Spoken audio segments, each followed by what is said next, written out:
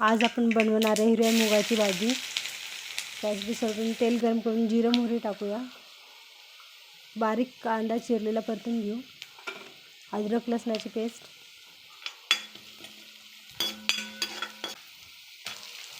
Tomato टाकूया। हिरवी मूग मी आधीच शिजवून घेतली, त्यात एक बटाटा पण टाकलाय। आपला कांदा आणि टोमॅटो चांगले झाले, आता परतून घ्यावे। जेवढी मूग असेल तेवढेच मीठ टाकायचे। 1 चम्मच मीठ टाकले, 1 चम्मच तिखट, थोडा गोडा मसाला, अर्धा चम्मच हळद टाकूया।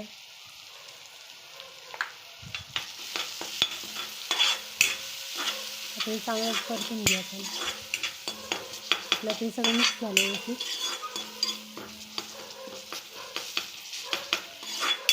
आता आपण जी शिजवलेली हिरवी मूग आहे ती त्यात टाकूया।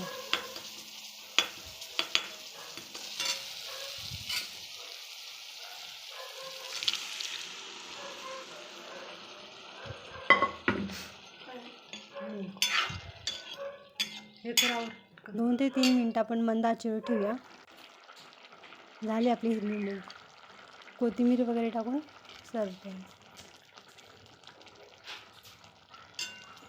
ही झाली ग्रीन मुगाची भाजी।